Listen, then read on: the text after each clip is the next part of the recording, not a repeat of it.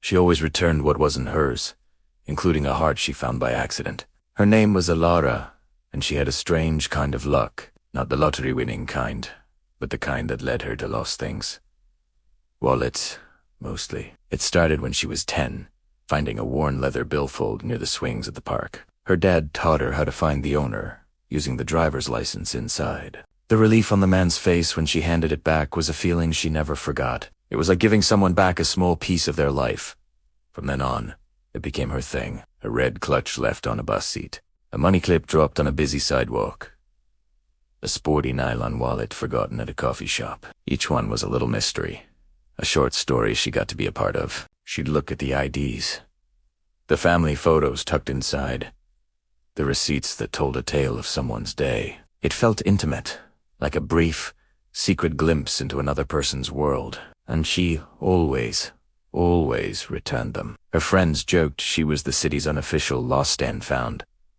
For Ilara, it was simple. It was the right thing to do. It was about order, about putting things back where they belonged. One rainy Tuesday, her luck led her to something different. Tucked under a bench at the train station, looking damp and lonely, was a small, black notebook. It wasn't leather-bound or fancy, just a simple moleskine with a worn elastic band. There was no name, no phone number on the cover, just a single faded sticker of a mountain peak. Curiosity got the better of her. She took it home, letting it dry on her kitchen counter.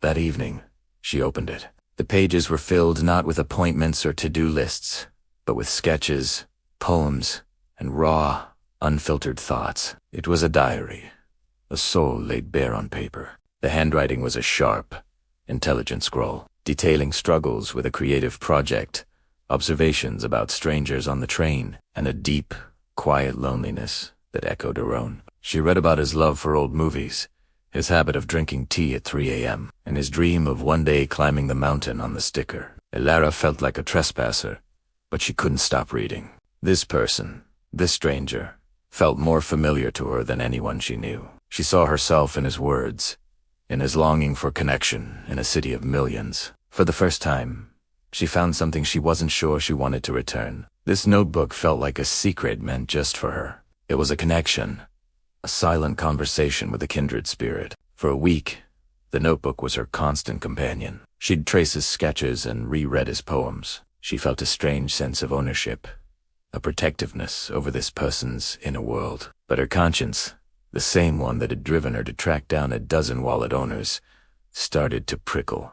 This wasn't hers. This beautiful, vulnerable piece of a person's heart belonged to him, and he was probably lost without it. So, the search began.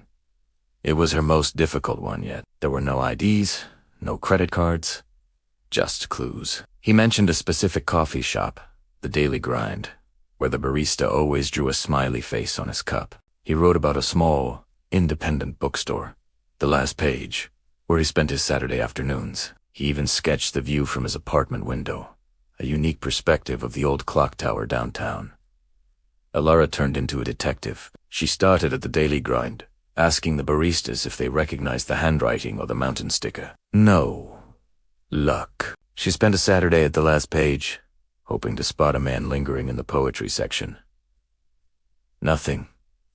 She even tried to find the apartment with the clock tower view, a nearly impossible task in a sprawling city. Days turned into weeks, and a sense of hopelessness began to set in. Maybe she was meant to find it, but not to return it. One afternoon, defeated, she was sitting in a park she rarely visited, rereading a poem from the notebook about feeling invisible. A frisbee landed near her feet. A man with a friendly smile and a familiar-looking backpack jogged over to get it. On his backpack was a faded sticker of a mountain peak. Ilara's heart stopped. It couldn't be. She stared at him, then at the sticker. He picked up the frisbee, and as he turned, she saw it. Tucked into the side pocket of his bag was a book from The Last Page. Her voice was barely a whisper. "Excuse me." He turned, his eyes kind. "Yeah, this is gonna sound really strange," she began, her hands trembling as she pulled the notebook from her bag. "But I think this belongs to you." His eyes widened in disbelief as he saw the notebook. He reached out, his fingers brushing hers as he took it. He flipped through the pages, a look of profound relief washing over his face. I can't believe it. I thought it was gone forever. This is my entire life. He looked up at her, really looked at her, and a slow smile spread across his face. I'm Julian. I'm Alara, she said, her own smile finally breaking through. I find things. Julian laughed, a warm, genuine sound. Well, Alara, you have no idea what you've found. They talked for hours, sitting on that park bench until the sun went down. She told him about her strange hobby of returning wallets, and he told her about his dreams of being a writer, about the mountain he wanted to climb. It wasn't like meeting a stranger. It was like picking up a conversation that had already started.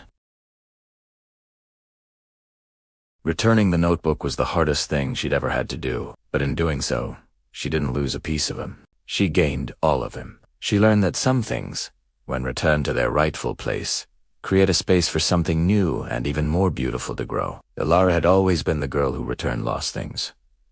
But this time, by returning a stranger's lost heart, she ended up finding her own, and that was something she planned on keeping. Thanks for watching. If you enjoyed this story, don't forget to like, share, and subscribe for more content like this. See you in the next video.